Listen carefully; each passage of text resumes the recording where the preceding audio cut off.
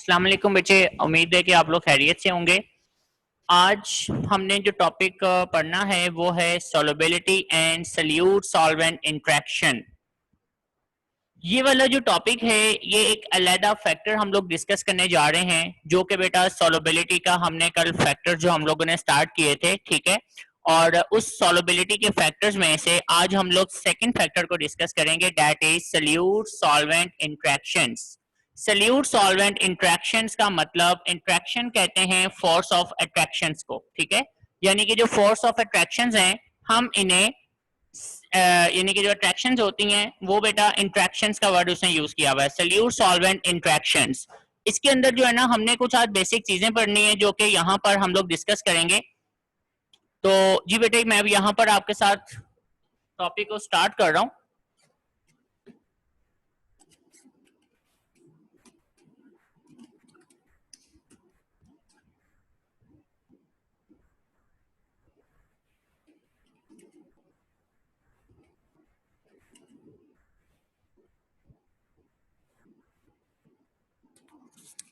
हमने salute solvent interactions के बारे में पढ़ना है। इंट्रैक्शंस जैसे कि अभी मैंने बताया कि बेटा दरअसल ये जो वर्ड इंट्रैक्शन यूज किया हुआ है यहाँ पर, इसका मतलब बेसिकली अट्रैक्शंस हैं, ठीक है।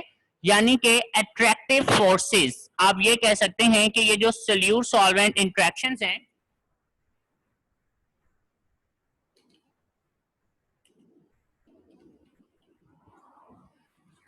ये बेटा अट्रैक्टिव फोर्सेस को कहेंगे जो कि आपको सल्यूट और सॉल्वेंट के दरमियान में मिलेंगी, ठीक है। यानी कि जो सल्यूट और सॉल्वेंट पार्टिकल्स हैं इनके दरमियान में जो अट्रैक्टिव फोर्सेस पैदा होंगी, हम इन अट्रैक्टिव फोर्सेस को इंट्रैक्शंस का नाम देंगे। तो बेसिकली सल्यूट सॉल्वेंट इंट्रैक्शन हमारा आज का टॉपिक है और इसमें हमने अट्रैक्टिव फोर्सेस के बारे में जो है वो डिस्कस करना होगा।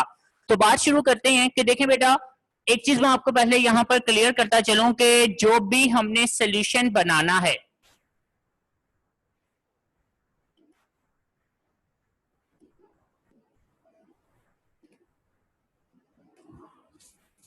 तो सॉल्यूशन फॉर्मेशन के लिए कुछ बेसिक स्टेप्स जो है ना वो बेटा बहुत जरूरी हैं, ठीक है। बेसिक स्टेप्स का मतलब मैं यहां पर समझा देता हूं कि वो कौन से ऐसे बेसिक स्टेप्स हैं जिनका होना बहुत जरूरी है और इनके बगैर आप याद रखिएगा कि बेटा कभी भी सॉल्यूशन प्रोड्यूस नहीं हो सकता। अगर इनमें से एक भी प्रोसेस नहीं होगा ना तो आप सॉल्यूशन नहीं बना पाएंगे। वो कौन से बेसिक स्टेप्स हैं? इसमें जो पहला स्टेप है वो ये है कि जो सल्यूट पार्टिकल्स हैं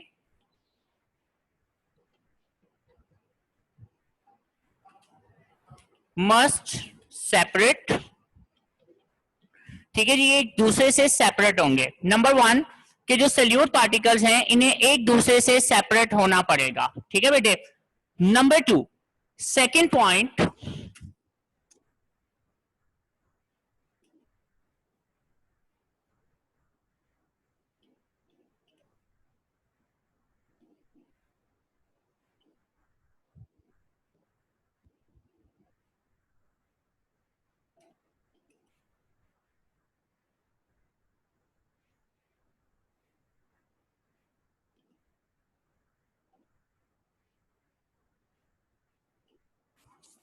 ये बेटा सेकंड पॉइंट है। सेकंड पॉइंट में वो क्या कह रहा है कि जो सल्यूट पार्टिकल्स हैं ये भी एक दूसरे से सेपरेट होंगे और सेपरेट होने के बाद सल्यूट पार्टिकल्स जो हैं, ठीक है, इनके लिए स्पेस भी प्रोवाइड करेंगे। यानी कि जो सॉल्वेंट पार्टिकल्स हैं इन्हें बेटा एक दूसरे से सेपरेट होना पड़ेगा और सल्यूट पार्टिकल्स के लिए जो है वो ये स्पेसिस प्रोड्यूस करना पड़ेंगी। और जो तीसरा पॉइंट है वो ये है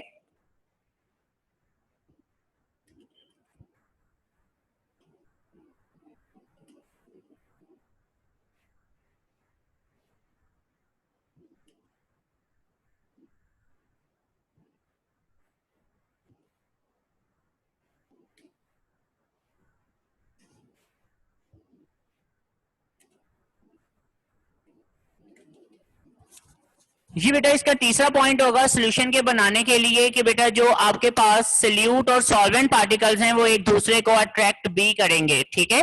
अगर इनमें से कोई भी एक प्रोसेस नहीं होगा तो याद रखिएगा कि सोल्यूशन कभी नहीं बन सकता। ओके बेटा, तो मैं फिर आपको ये बता रहा हूं कि इनमें से ये कुछ प्रोसेसेस हैं जो कि हमने डिस्कस किए हैं और इन प्रोसेसेस के अंदर आपने जहन में रखना है बेटा कि हमारे पास तब तक सोल्यूशन नहीं बनेगा जब तक ये तमाम प्रोसेसेस नहीं हो जाते। सोल्यूशन बनाने के लिए जो पहला स्टेप है वो क्या है कि solute particle must separate from each other, कि बेटा जो सोल्यूट पार्टिकल्स हैं वो एक दूसरे से सेपरेट लाजमी तौर पे होने चाहिए, ठीक है। मसलन कि अगर आपने सोल्यूट पार्टिकल ले लिया, जैसे मैं यहाँ पे एग्जांपल दे देता हूँ बेटा, लेट्स सपोज मेरे पास अब NaCl है।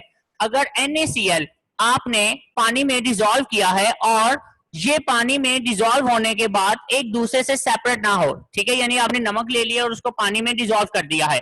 जैसे ये मेरे पास लेट्स सपोज अब एक गिलास है बेटे, और इस गिलास के अंदर मैंने थोड़ी सी क्वांटिटी में वाटर ले लिया, और इस वाटर के अंदर मैंने थोड़ा सी क्वांटिटी में क्या डाल दिया है, NaCl। अब जैसे ही मैं इसमें NaCl डालूंगा तो बेटा NaCl फौरी डिसॉल्व हो जाएगा। अब इसके डिसॉल्व होने की वजह क्या है, क्योंकि ये दोनों एक दूसरे से सेपरेट हो जाएंगे, दे मस्ट सेपरेट, इन्हें एक दूसरे से बेटा सेपरेट होना पड़ेगा, ठीक है।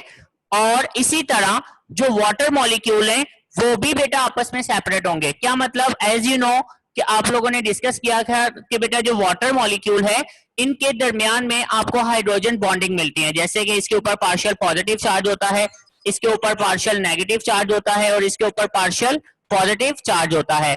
अब ये वाला जो पार्ट है ये बेटा दूसरे वाटर मॉलिक्यूल के ऑक्सीजन को अपनी तरफ अट्रैक्ट कर रहा होता है, मींस लाइक दिस, जो आपने इसको लास्ट से लास्ट चैप्टर के अंदर डिस्कस किया था हाइड्रोजन बॉन्डिंग के केस में, कि बेटा इनके ऊपर अब पार्शियल पॉजिटिव चार्ज मौजूद है, और इस पार्शियल पॉजिटिव चार्ज की वजह से और पार्शियल नेगेटिव चार्ज की वजह से ये इनके ऑपोजिट एंड्स एक दूसरे को अट्रैक्ट करेंगे।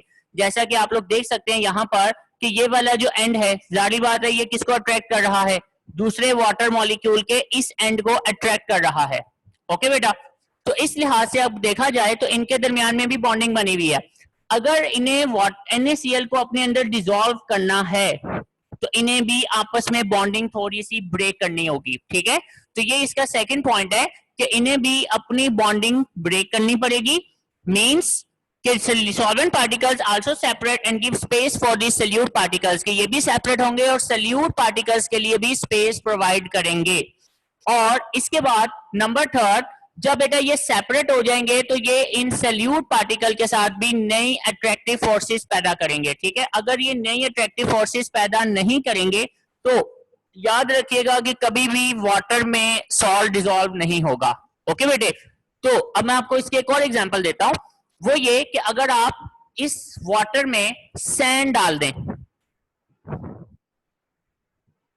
सैंड जिसका फॉर्मूला मैं यहां पे लिख रहा हूं SiO2 होता है बेटा, ये इसका फॉर्मूला है। अब इसमें अगर आपने इसको कभी डिसॉल्व किया हो तो आपने ऑब्जर्व किया होगा कि सैंड वाटर में डिसॉल्व नहीं होती, वो नीचे बैठ जाती है, ठीक है। इसकी रीजन क्या होगी, कोई इसकी रीजन बताना चाहेगा मुझे? तो अच्छा बेटा, दोबारा मैं थोड़ा सा इसको एक्सप्लेन कर दूं, ठीक है, कि इसमें जो सिलिकॉन डाइऑक्साइड गैस है ना, ये बेटा पानी में डिसॉल्व क्यों नहीं होगा, इसकी रीजन आपको समझ आ गई होगी कि इसमें जो पहला पॉइंट वो आपसे यहाँ पर डिस्कस कर रहा है कि जो सल्यूट फॉर्मेशन है उसमें पहली पॉइंट क्या आएगी, सल्यूट सल्यूट अट्रैक्टिव फोर्सेस, कि बेटा जो सल्यूट सल्यूट की अट्रैक्टिव फोर्सेस हैं, इन फोर्सेस की बेस पर हम पहले बात कर रहे हैं।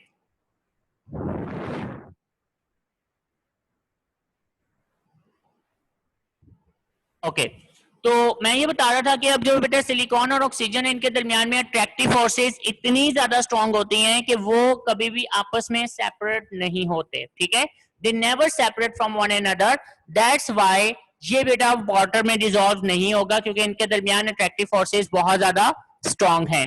अब अगर मैं बात करता हूं बेटा नेक्स्ट पॉइंट की, तो सॉल्वेंट सॉल्वेंट की, अब जारी बात है कि जो सॉल्वेंट सॉल्वेंट पार्टिकल्स हैं इनके दरमियान में भी अट्रैक्टिव फोर्सेस बहुत ज्यादा स्ट्रांग होती हैं, ठीक है। सम टाइम ऐसा होता है कि भाई सॉल्वेंट सॉल्वेंट जो है उनके दरमियान इतनी स्ट्रांग अट्रैक्टिव फोर्सेस होती हैं कि वो सल्यूट पार्टिकल उन्हें खत्म नहीं कर पा रहे होते, जिसकी वजह से वो सल्यूट डिसॉल्व नहीं होता। जैसे फॉर एग्जांपल अगर मैं सेम सिचुएशन वाटर की ले लूं कि भाई सिलिकॉन जो है वो तो सेपरेट हो गया, लेकिन सिलिकॉन डाइऑक्साइड गैस में इतनी एनर्जी नहीं है, ठीक है। या मैं एक और कंपाउंड ले लेता हूं, लेट्स सपोज, आपको कंफ्यूजन ना हो, लेट्स सपोज ये मेरे पास एक A और B एक कंपाउंड है, ठीक है।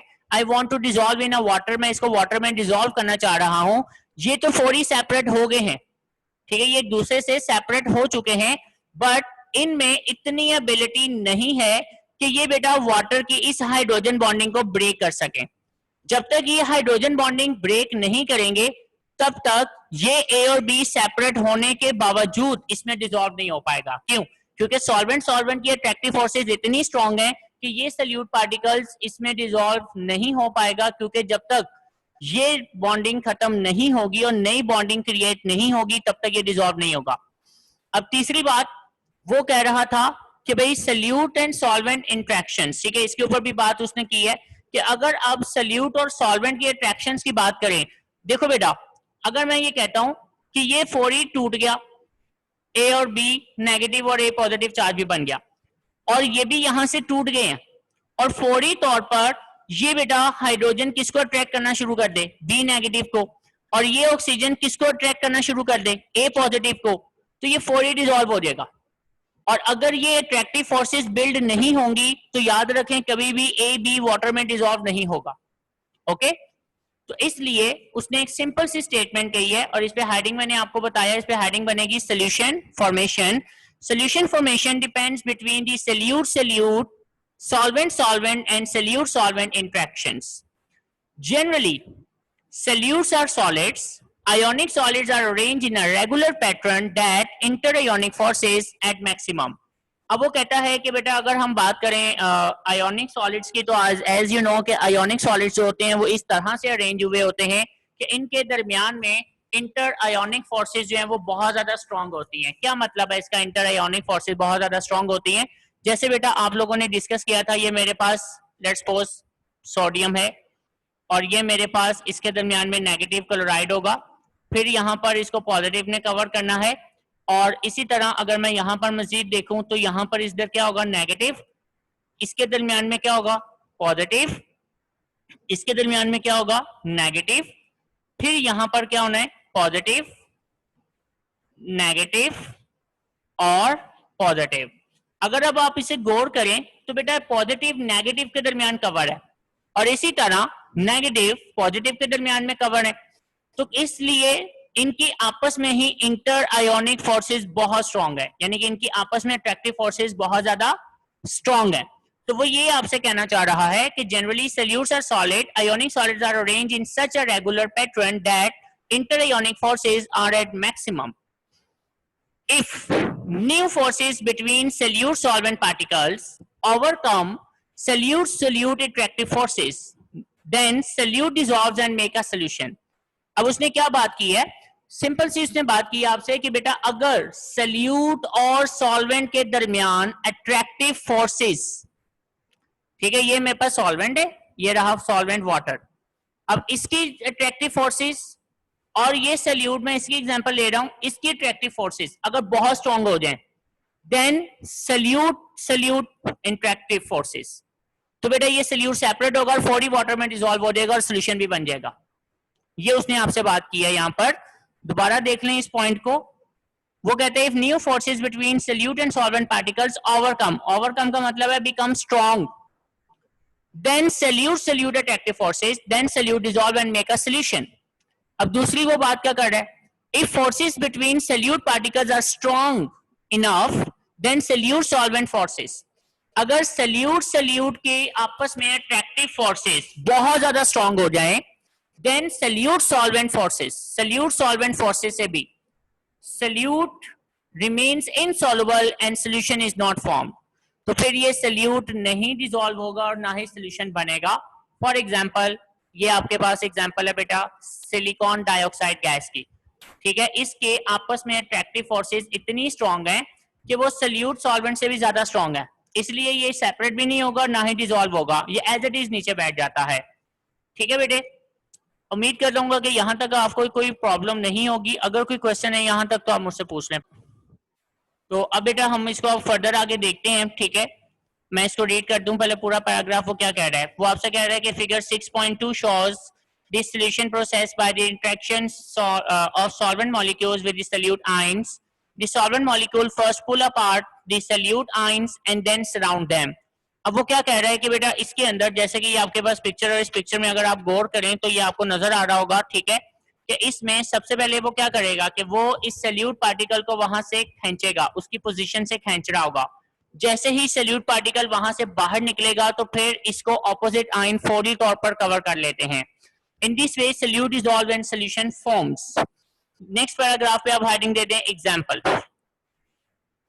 नेक्स्ट पैराग्राफ पे आप हेडिंग दे दें एग्जाम्पल की।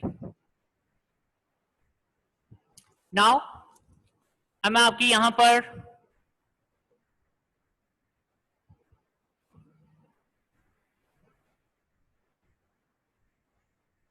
लेट्स सपोज ये मेरे पास बेटा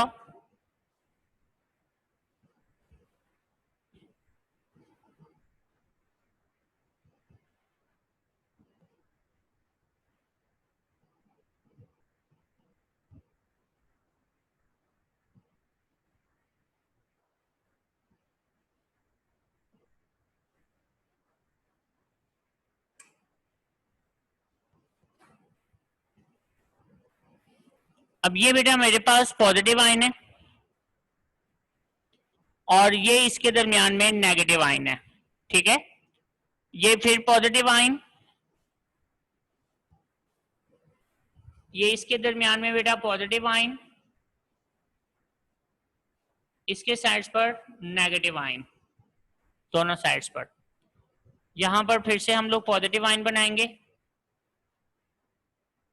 यहां पर नेगेटिव आयन और फिर यहां पर पॉजिटिव आयन, ठीक है। नेगेटिव को मैं यहां ब्लैक से शो कर रहा हूं, ये देखें। अब ये मेरे पास क्या है, सल्यूट, ठीक है, यानी NaCl ले लें आप कि ये सल्यूट है। अब देखो बेटा दूसरी तरफ वाटर मॉलिक्यूल जो है मेरे पास, इस वाटर मॉलिक्यूल में ये एक बड़ा सर्कल आपको शो हो रहा होगा, दिस इज कॉल्ड ऑक्सीजन, ठीक है, ये ऑक्सीजन है बेटे। और इसके साथ ये आपको दो स्मॉल सर्कल जो है वो नजर आ रहे होंगे, और ये जो स्मॉल सर्कल हैं ये बेसिकली हाइड्रोजन को शो कर रहे हैं, ठीक है। तो यहां पर क्या है आपके पास हाइड्रोजन, और यहां पर भी बेटा हाइड्रोजन मैं शो कर देता हूं, और इसमें क्या है ऑक्सीजन, और इनके दरमियान में बॉन्डिंग बनी हुई है, यानी it represents the water molecule, ये वाटर मॉलिक्यूल को रिप्रेजेंट कर रहा है। ओके बेटा, इसी तरह अगर मैं यहां पर ये बनाता हूं तो ये मेरे पास बड़ा सर्कल है जो कि ऑक्सीजन को शो कर रहा है, ये इसके साथ मेरे पास छोटा सर्कल जो हाइड्रोजन को शो कर रहा है, ये भी एक छोटा सर्कल जो हाइड्रोजन को शो कर रहा है। सेम उसी तरह ये ऑक्सीजन होगा बड़ा सर्कल, ये बेटा हाइड्रोजन है और ये भी हाइड्रोजन है, ठीक है। टाइम हो गया, पता नहीं चला।